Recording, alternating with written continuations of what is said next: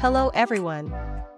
Welcome to another session of John Maxwell's 21 Irrefutable Laws of Leadership. We shall now tackle the second law, which is the law of influence.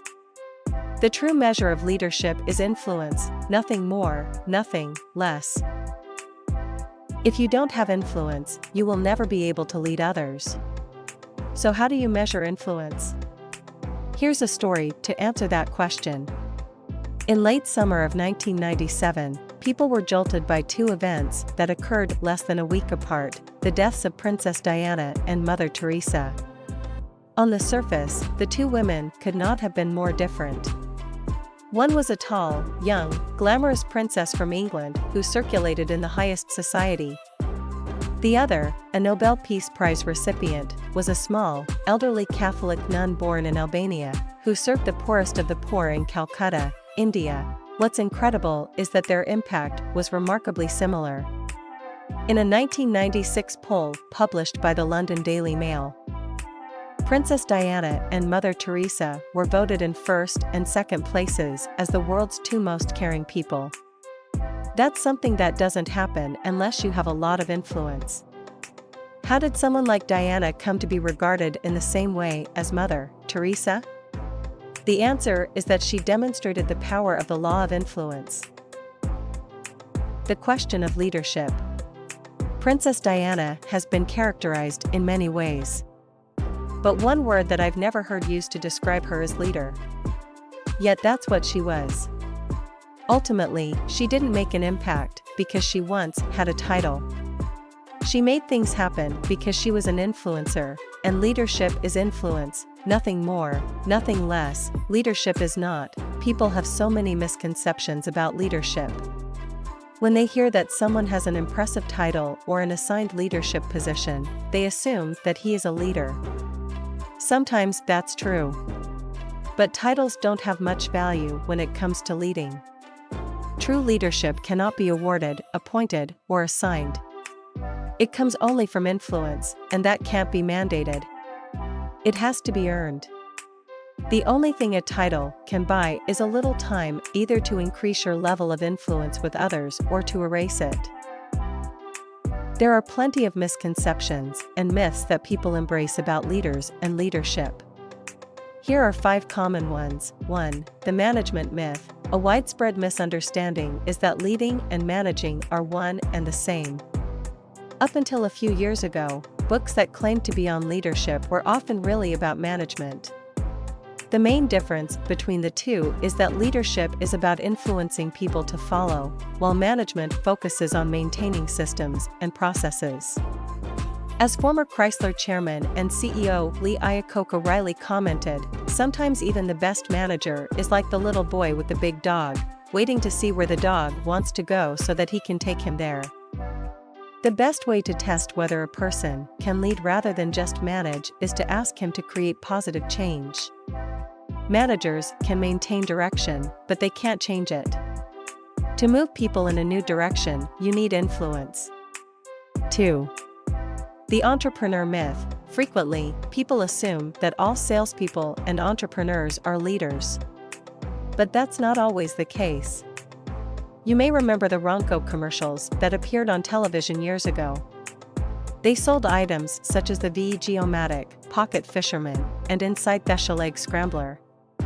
Those products were the brainchildren of an entrepreneur named Ron Popeil.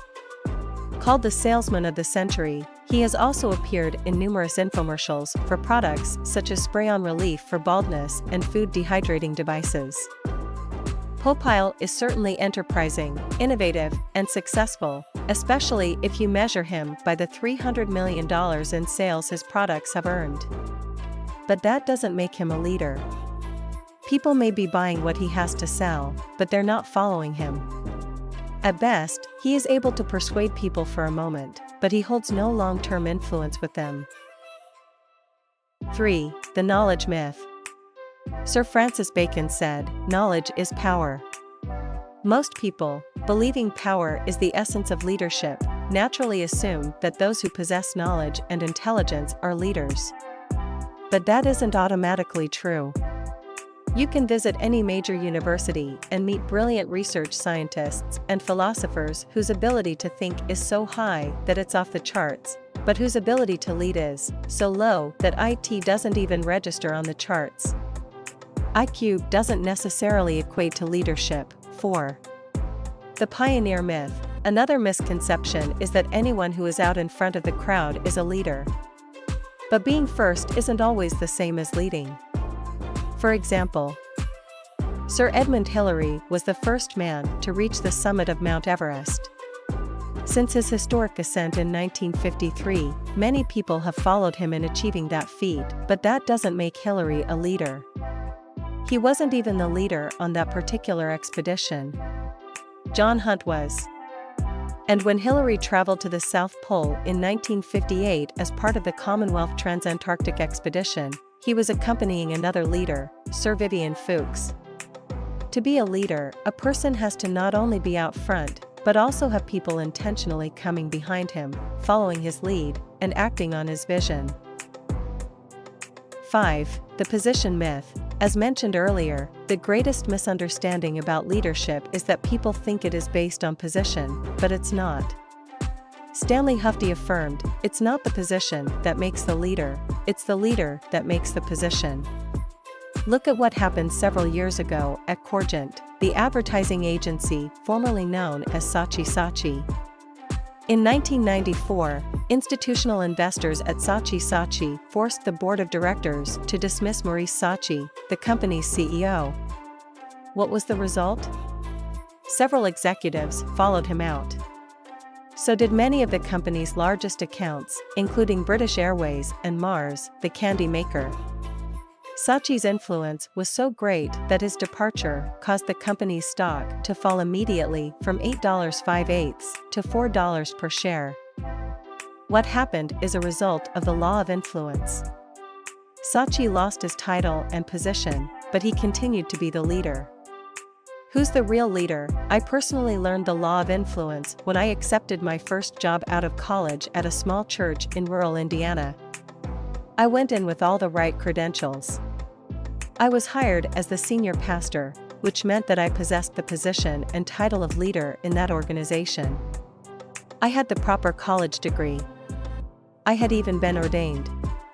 In addition, I had been trained by my father, who was an excellent pastor and a very high-profile leader in the denomination.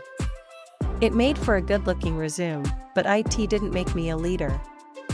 At my first board meeting, I quickly found out who was the real leader of that church. By the time I took my next position 3 years later, I had learned the law of influence. I recognized that work was necessary to gain influence in any organization and to earn the right to become the leader. Leadership is influence, nothing more, nothing less.